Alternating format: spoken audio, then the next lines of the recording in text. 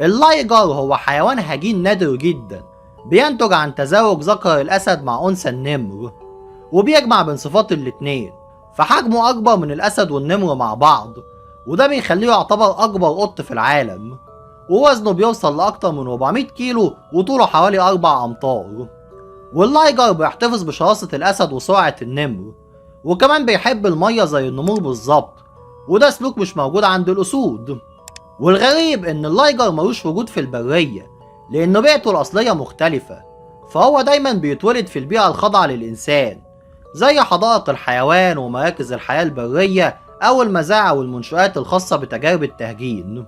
كمان معظم اللايجرز بيبقوا عاقمين، يعني مش بيقدروا إن هم يتكاثروا، فعددهم نادر جدا وأقل من 100 حيوان بس على مستوى العالم. ووجوده بيطرح تساؤلات علمية عن التهجين وحدود الطبيعة وتأثير التدخل البشري في التكاثر الحيواني.